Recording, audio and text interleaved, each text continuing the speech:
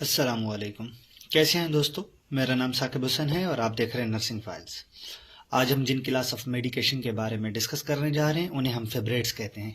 फिब्रेट्स anti हाइपरलिपिडेमिक्स की सब category में आते हैं और ये एंटी हाइपरलिपिडेमिक्स आपके हेमेटोलॉजी सिस्टम पे जाके एक्ट करते हैं और लिपिड की बढ़ी हुई तादाद को, कंसंट्रेशन को जाके कम करते हैं। तो आए इन्हें डिस्कस करते हैं।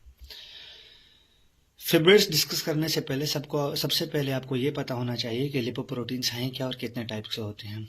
लिपोप्रोटीन्स बेसिकली आपके जो है वो लिपिड और प्रोटीन से मिलके सब्सटेंसेस से बनते हैं और ये 4 किस्म के होते हैं लिपोप्रोटीन। सबसे पहले बड़े में बड़ी साइज में जो होते हैं ये आपके काइलोमाइक्रोन्स होते हैं, जो लार्जेस्ट लीस्ट डेंस होते हैं और ये ट्रांसपोर्ट करते हैं डायरेक्टली जो है वो ट्राइग्लिसराइड को फ्रॉम इंटेस्टाइन। जो भी आप खाना खाते हैं, फैट खाते हैं, जब वो ट्राइग्लिसराइड में आपके पास जो है वो कन्वर्ट होता है तब यह क्या है कि ये काइलोमाइक्रोन की सूरत में लिम्फेटिक सिस्टम के थ्रू जो है वो ट्रेवल करता है। उसके बाद जब ये हमारे पास कन्वर्ट होता है वीएलडीएल में, वेरी लो डेंसिटी लिपोप्रोटीन्स। अब ये वेरी लो डेंसिटी लिपोप्रोटीन्स क्या करते हैं, ये आपके लिवर में बनते हैं और ये लिवर से जो है वो फ्रॉम लिवर डिलीवर्स इंडोजीनियस जो है वो ट्राइग्लिसराइड्स, जो कि हमारे पास क्या होते हैं, प्रीकर्सर्स ऑफ एलडीएल होते हैं, यानी कि ये डिलीवर करते हैं आपके ट्राइग्लिसराइड्स को। इनमें जो है वो हायर कंसंट्रेशन ऑफ ट्राइग्लिसराइड होते हैं। उसके बाद ये आपके कन्वर्ट होते हैं एलडीएल में, लो डेंसिटी लिपोप्रोटीन में। लो डेंसिटी लिपोप्रोटीन क्या करते हैं, ये आपके पास क्या है कि लिवर से कोलेस्ट्रॉल लेंगे और टिश्यूज की तरफ जाके डिपॉजिट करवाएंगे। इन्हें हम एलडीएल को हम बैड कोलेस्ट्रॉल के नाम से जानते हैं, क्योंकि ये वहां पे जाके जैसे वेजल्स वगैरह होगी वहां पे जाके ये डिपॉजिट करवाते हैं, तो इसकी वजह से प्लेग की फॉर्मेशन हो सकती है। उसके बाद आते हैं हमारे पास एचडीएल, हाई डेंसिटी लिपोप्रोटीन। ये क्या करते हैं, टिश्यूज पेरीफ्रीज से जो है वो कोलेस्ट्रॉल को लेके लिवर में जाके उसकी सिंथेसिस करवाते हैं, तो इसे हम क्या कहते हैं, गुड कोलेस्ट्रॉल। तो हमारे पास ये जो ड्रग्स हैं आपकी फिब्रेट्स, ये फिब्रेट्स क्या करती हैं, 2 चीजों पे जाके एक्ट करती हैं ज्यादातर। एक तो आपके काइलोमाइक्रोन्स और ऊपर जो है वो वीएलडीएल। इनका सबसे कम लीस्ट इफेक्ट होता है एलडीएल को कम करने में, और उसके बाद इनका एक इफेक्ट होता है कि ये एचडीएल की प्रोडक्शन को भी इंक्रीज करते हैं। तो हमने ये समझा कि लिपोप्रोटीन 4 किस्म के होते हैं और जो फिब्रेट्स हैं वो जाके 2 किस्म के लिपोप्रोटीन पे एक्ट करते हैं, काइलोमाइक्रोन्स और वीएलडीएल, क्योंकि इन्हीं में ही हमारे पास ज्यादा से ज्यादा ट्राइग्लिसराइड की जो है वो कंसंट्रेशन मौजूद होती है। तो आए फिब्रेट्स को डिस्कस करते हैं। फिब्रेट्स हमारे पास जो है वो बेसिकली एक क्लास ऑफ मेडिकेशन है जिसमें ड्रग्स इंक्लूड होती हैं बेसिकली 5 किस्म की, जिसमें 2 बहुत मशहूर हैं, वो मैं आपके आगे बताता हूं। सबसे पहले बेजाफिब्रेट, सिप्रोफिब्रेट, किलोफिब्रेट, और जो 2 मशहूर हैं वो ये हैं फिनोफिब्रेट और जेमफिब्रेजोल। फिनोफिब्रेट और जेमफिब्रेजोल हमारे पास हद से ज्यादा यूज होती हैं उन कंडीशन में जहां पे ट्राइग्लिसराइड की कंसंट्रेशन ज्यादा होती है, क्योंकि ये इसकी सिंथेसिस करवाती हैं। तो अगर हम इनके मैकेनिज्म ऑफ एक्शन की बात करें तो फिब्रेट्स क्या करते हैं, ये अल्टर करते हैं मेटाबॉलिज्म ऑफ लिपोप्रोटीन को बाय एक्टिवेटिंग। ये क्या करते हैं कि एक हमारे पास न्यूक्लियर रिसेप्टर होता है जिसको हम कहते हैं PPAR अल्फा, पर ऑक्सीसोम प्रोलिफरेटर एक्टिवेटेड रिसेप्टर अल्फा, ये इसका पूरा नाम है। ये क्या होता है कि न्यूक्लियर मेम्ब्रेन के ऊपर मौजूद होता है और ये न्यूक्लियर रिसेप्टर है। यही वो वाहिद रिसेप्टर है जो लिपिड की मेटाबॉलिज्म को रेगुलेट करता है। क्या होता है कि जब इसको जो है वो जाके जब एक्टिवेट करते हैं तो इसकी एक्टिवेशन से क्या होता है कि एडिपोज टिश्यूज में मौजूद जब ये एक्टिवेट होता है तो क्या करता है कि एक प्रोटीन जो है वो एंजाइम जिसे हम कहते हैं लिपोप्रोटीन लाइपेस, इसकी क्या करता है, सिंथेसिस करवाता है एडिपोज टिश्यूज में। जब लिपोप्रोटीन लाइपेस एक एंजाइम की एडिपोज टिश्यूज में प्रोडक्शन होती है तो ये क्या करवाता है, लिपोलाइसिस करवाता है काइलोमाइक्रोन और वीएलडीएल की, यानी कि काइलोमाइक्रोन और वीएलडीएल को सबसे ज्यादा क्या करेगा, ये ब्रेक डाउन करेगा। क्यों? क्योंकि ये हमारे पास क्या है, ट्राइग्लिसराइड रिच लिपोप्रोटीन है। जब इनकी ब्रेक डाउन करेगा तो इसमें क्या होगा कि इसमें जो है वो ट्राइग्लिसराइड की कंसंट्रेशन बॉडी में लो हो जाएगी। उसके साथ साथ तीसरा नंबर इफेक्ट ये क्या करेगा कि ये एचडीएल हाई डेंसिटी लिपोप्रोटीन की सिंथेसिस बढ़ाएगा, गुड कोलेस्ट्रॉल जिसे हम कहते हैं, तो इसके ऊपर ये क्या करता है, मॉडरेट इफेक्ट करता है। और चौथे नंबर क्या है कि ये मिनिमल इफेक्ट करता है आपका एलडीएल के ऊपर, लो डेंसिटी लिपोप्रोटीन के ऊपर। यानी अगर किसी पेशेंट का लो डेंसिटी लिपोप्रोटीन बढ़ा हुआ है तो उसके ऊपर आपकी फाइब्रेट्स एक्ट नहीं करेंगी, उसको ज्यादा फायदा नहीं देंगी। इस एलडीएल को हम बैड कोलेस्ट्रॉल कहते हैं। तो इसके ऊपर जो अफेक्ट करता है वो पुअर एलडीएल लोअरिंग कैपेबिलिटी इसके पास होती है, यानी ये ज्यादा एलडीएल को लो नहीं कर पाता। अब हमारे पास एक ऐसा पेशेंट आ गया जिसमें ट्राइग्लिसराइड की भी लेवल बढ़ी हुई है और एलडीएल की भी लेवल बढ़ी हुई है। तो हमें तो ये पता है कि फिब्रेट ट्राइग्लिसराइड की लेवल को कम करते हैं, लेकिन एलडीएल भी बढ़ा हुआ है, इनका एलडीएल पे अफेक्ट नहीं होता। तो हम क्या करते हैं, एक कॉम्बिनेशन थेरापी देते हैं पेशेंट को। तो combination therapy used with statins, एक हमारे पास सब क्लास ऑफ एंटी हाइपरलिपिडेमिक्स की है।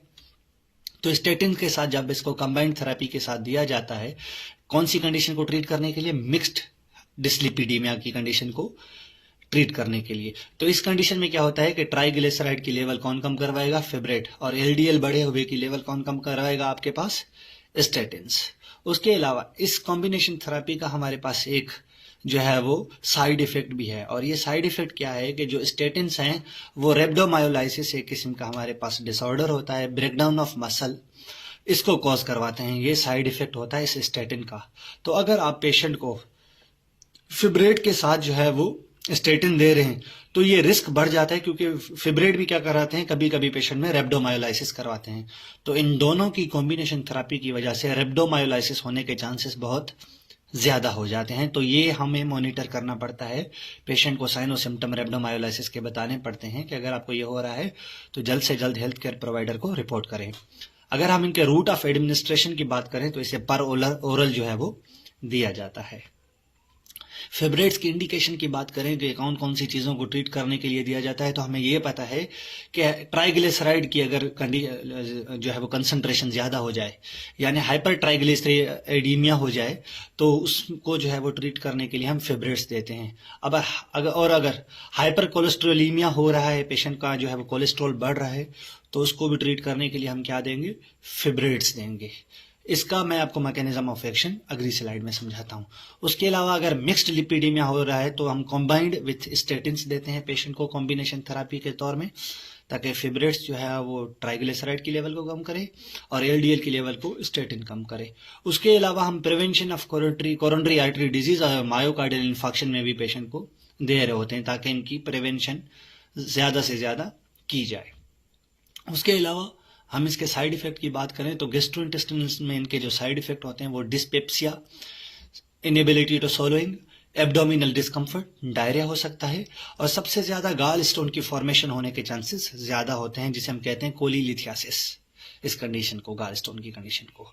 तो ये होता किस तरह से है, फिब्रेट्स क्या करते हैं, लिवर में मौजूद एक हमारे पास होता है एंजाइम जिसे हम कहते हैं कोलेस्ट्रॉल 7 अल्फा हाइड्रोक्सिलेज, इसकी एक्टिविटी को क्या करते हैं, जाके रिड्यूस करते हैं।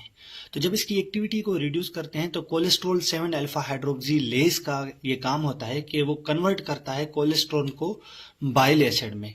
जब आपका कोलेस्ट्रॉल बाइल एसिड में कन्वर्ट नहीं होगा तो कोलेस्ट्रॉल जो है वो डायरेक्ट बाइल में आ जाएगा, एसिड में कन्वर्ट नहीं होगा, बाइल एसिड में।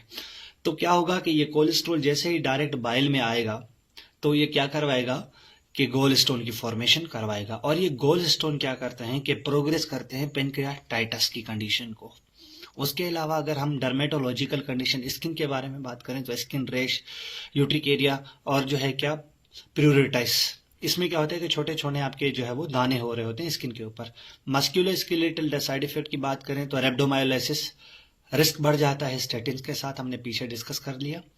सिस्टमेटिक की अगर हम बात करें तो fatigue, dizziness, headache more common with fenofibrate के साथ। हेमेटोलॉजिकल इफेक्ट की अगर हम बात करें तो जेमफिब्रेजोल के साथ पेनसाइटोपिनिया और इज्नोफिलिया जो है वो कंडीशन डेवलप हो रही होती है। फिब्रेट्स की अगर कॉन्ट्राइंडिकेशन और क्वेश्चंस की बात करें तो सीवियर रीनल इंपेयरमेंट में ये कॉन्ट्राइंडिकेटेड है, नहीं देते। सीवियर हेपेटिक डिजीज में नहीं देते, गॉल ब्लैडर डिजीज में नहीं देते, क्योंकि गॉल स्टोन बढ़ने के चांसेस, रिस्क हाई हो जाते हैं। प्रेगनेंसी और ब्रेस्ट फीडिंग में ये टेट्रोजेनिक है, बिल्कुल नहीं देते आप जो है वो। उसके अलावा gemfibrozil should not be combined with कौन कौन सी इसकी जो है वो ड्रग इंटरेक्शन है, सिमवेस्टिन, वारफिन, रेपाग्लिलिडीन, उसके अलावा डेसाब्यूविर, इनके साथ जो है वो आप नहीं देते। क्यों? सेमवेस्टिन के साथ क्या होता है, रेब्डोमायोलाइसिस का रिस्क बढ़ जाता है, वार्फरिन के साथ हाई ब्लीडिंग टॉक्सिटी हो जाती है, और रेपाग्लिसरीन के साथ क्या होता है, रिस्क ऑफ सीवियर हाइपोग्लाइसीमिया हो रहा होता है। फिनोफिब्रेट के अगर हम क्वेश्चन की बात करें तो एल्डरली क्लाइंट को आप जो है वो बिल्कुल ही कॉशियसली के साथ देते हैं। अगर डॉक्टर प्रिस्क्राइब कर रहा है तो वो बिल्कुल ही कॉशियसली के साथ प्रिस्क्राइब करेगा, और आपने मॉनिटर भी कॉशियसली करना है। Client with history of pancreatitis और क्लाइंट विद डायबिटीज मेलाइटिस, इन पेशेंट को जो है वो कॉशियसली के साथ यूज किया जाता है। उसके साथ साथ फिब्रेट की अगर असेसमेंट और मॉनिटरिंग नर्सिंग कंसंट्रेशन के हवाले से बात करें तो बेसलाइन असेसमेंट आप सबसे पहले करते हैं, जैसे vital sign, cardiovascular status, review lab result जैसे CBC, renal function, hepatic function, और जो है वो लिपिड पैनल जैसे total cholesterol, LDL, HDL, VLDL और ट्राइग्लिसराइड को आप हमेशा मॉनिटर करते रहते हैं शुरू में। अगर हम मॉनिटरिंग की बात करें तो जीआई डिस्टर्बेंसेज आप पेशेंट में मॉनिटर करेंगे। मसल पेन या वीकनेस, रेब्डोमायोलाइसिस के ये साइन है, आप इनको मॉनिटर करेंगे। गॉलस्टोन के सिम्टम्स जैसे राइट अपर क्वाड्रेंट में पेन जो कि शोल्डर में जाके रेडिएट कर रहा है, नोजिया, वोमिटिंग हो रहा है। उसके साथ साथ आप पीरियोडिक लिपिड प्रोफाइल मॉनिटर करते रहेंगे फॉर थेराप्यूटिक रेस्पॉन्स, कि ट्राइग्लिसराइड की लेवल कम हो रही है या नहीं हो रही, जो दवा दे रहे हैं उसका फायदा हो रहा है या नहीं हो रहा। अगर हम इनके असेसमेंट और मॉनिटरिंग में जो है वो बात करें तो आपने यहाँ पे होना चाहिए क्या, टीचिंग जो है वो एजुकेशन, यहाँ पे गलत लिखा हुआ है कि अगर आप फेवरेट की पेशेंट जो है वो क्लाइंट एजुकेशन की बात करें तो आप पेशेंट को बताएंगे, एक्सप्लेन करेंगे कि इसका पर्पस क्या है मेडिकेशन का। तो आप उसे समझाएंगे एक किस्म के हमारे पास फैट्स की टाइप होती है जिसे हम कहते हैं ट्राइग्लिसराइड, तो ये क्या करेगा, उसकी तादाद को कम करवाएगा, और जो हमारे पास अच्छा लिपिड होता है जैसे हम एचडीएल कहते हैं उसकी तादाद ये बढ़ाएगा।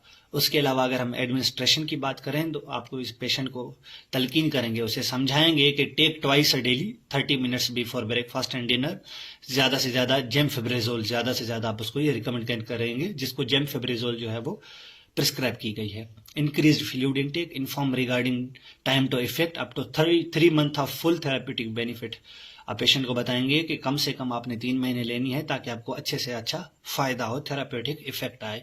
लाइफ स्टाइल मॉडिफिकेशन आप उसे हमेशा बताएंगे, स्मोकिंग सेक्शन करनी है आपने, वेट को कंट्रोल करना है, फिजिकल एक्टिविटी उतनी करनी है जितनी आप बर्दाश्त कर सकते हैं। डाइट में आपने हाई इन कॉम्प्लेक्स कार्बोहाइड्रेट लेने हैं, उसके साथ साथ फाइबर ताकि कॉन्स्टिपेशन ना हो, और लो इन सैचुरेट फैट लेना है, और कोलेस्ट्रॉल क्या करना है वो बिल्कुल कम लेना है। कौन सी ऐसी कंडीशंस हैं जिसको आप रिपोर्ट करेंगे इमीडिएटली, जैसे muscle pain, unexplained weakness, dark और ब्राउन यूरिन आ रहे हैं, ये आपका रेब्डोमायोलाइसिस का मेजर साइन है। राइट अपर क्वाड्रेंट में पेन हो रहा है जो कि राइट शोल्डर में जाके रेडिएट कर रहा है, पेन बिटवीन शोल्डर ब्लेड्स हो रहा है, नोजिया, वोमिटिंग हो रही है, तो ये गॉल स्टोन के साइंस हैं। तो आप ये सारी चीजें पेशेंट को अच्छे से गाइड करेंगे, ये पेशेंट टीचिंग का हिस्सा है।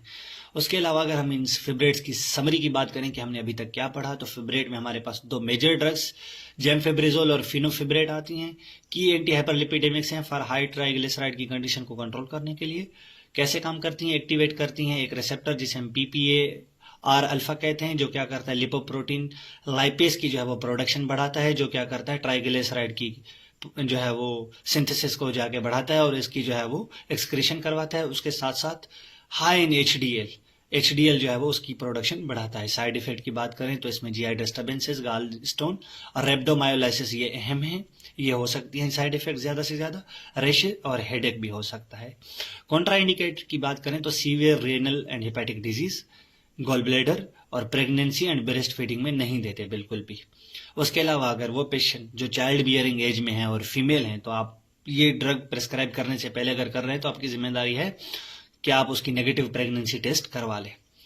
नर्सिंग केयर की अगर हम हवाले से बात करें तो focuses on baseline assessment, monitoring adverse effect और education and administration and life style changes पे आप फोकस करेंगे। तो यहाँ पे हमारे पास फेवरेट्स खत्म होते हैं। इंशाल्लाह हम अपनी नेक्स्ट वीडियो में मिलते हैं, इसी हाइपरलिपिडेमिक्स की कोई क्लास डिस्कस करेंगे। तब तक के लिए मुझे दीजिए इजाजत। अल्लाह हाफिज।